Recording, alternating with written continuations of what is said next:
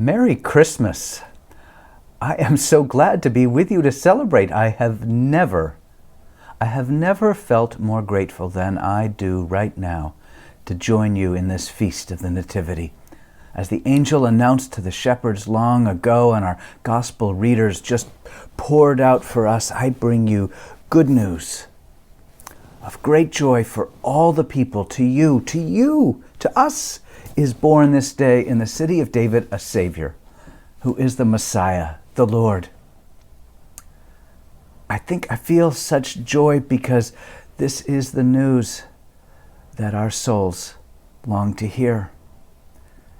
It's been a hard year, as if our personal and collective shadows have been laid bare, the underbelly exposed for months on end, the long festering divisions of race, caste, and economic access, and our participation and perpetuation therein make plain our smallness, shot through with a fearsome global disease and our own particular personal hardships.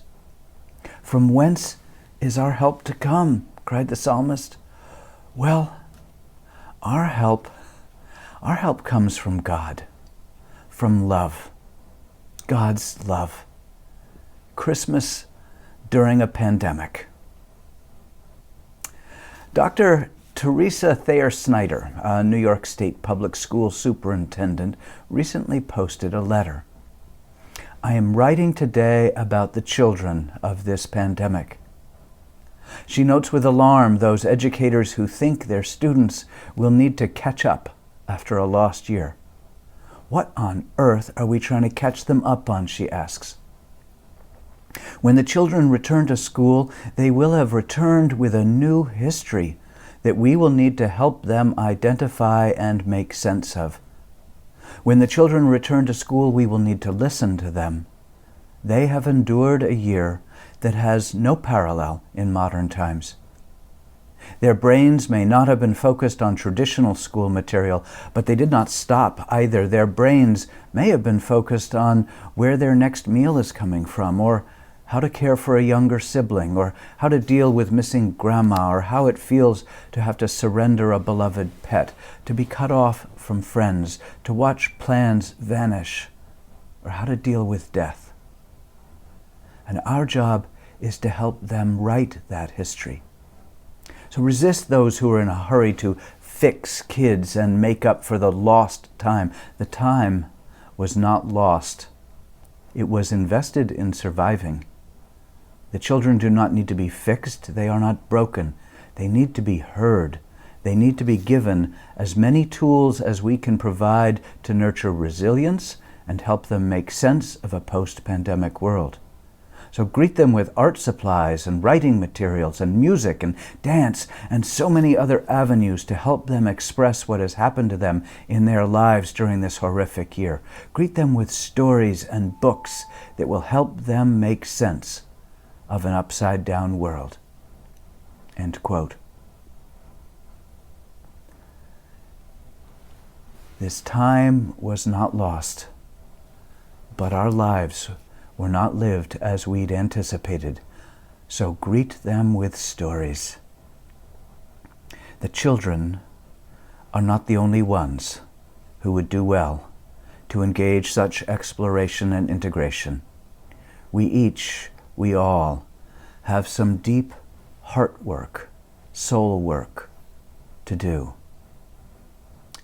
Long ago, before we had diagnoses for our various neuroses, people nonetheless recognized, when they were out of sorts with their soul, that something deep inside was amiss, a sense of alienation from one's mythic roots.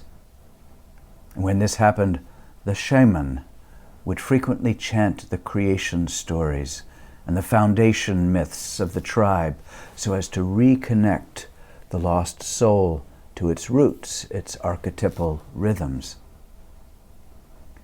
And this is why I am so glad to celebrate Christmas with you.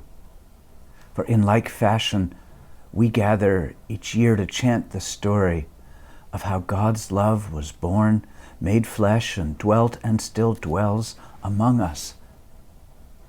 We may come to terms with our smallness, helplessness, and broken parts if through it we are able to connect our little stories to great love.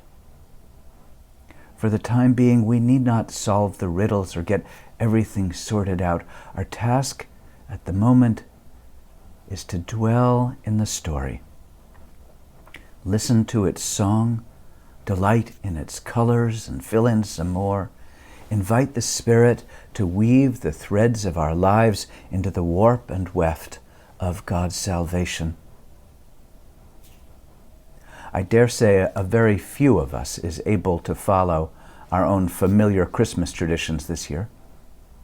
So celebrate in a new way, just this once.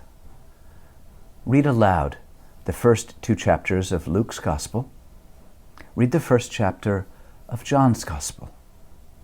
Hear the good news that God is incarnate and dwells among us. Let this story take up residence in the imagination of our hearts. Christmas begins the story of how Jesus came to live among us as God's love.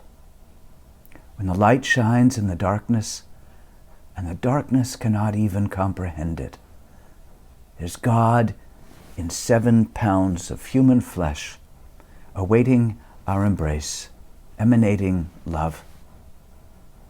As Jesus is God's love incarnate, our life is to love.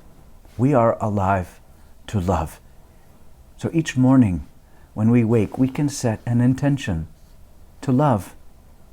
And each evening, we can reflect on ways we were open to receive love and to love others. For yes, I am with you always, says our God, even to the end of the ages. In Luke's telling of the story, with a decree from Emperor Augustus while Quirinius was governor, it's not historically accurate.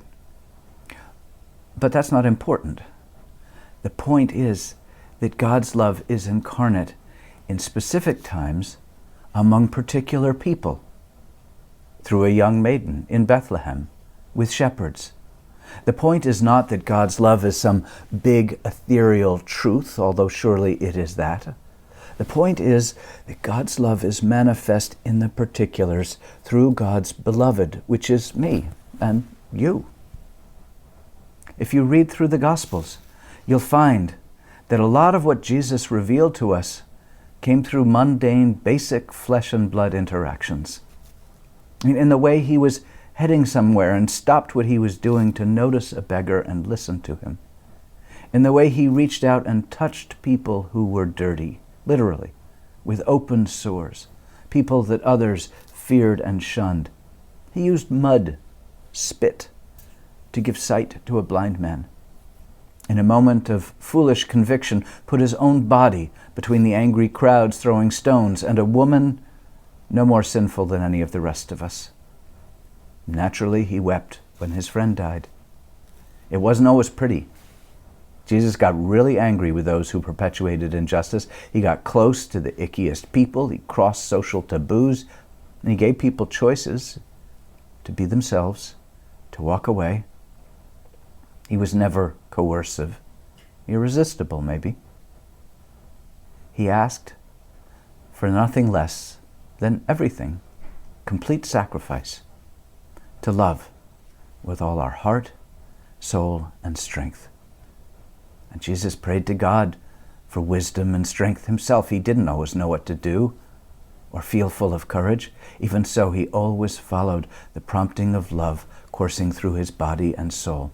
So he ate supper with the tax collector who repented and gave away his wealth. He washed the feet of his friends, forgave them when they betrayed him. He loved the Roman centurion.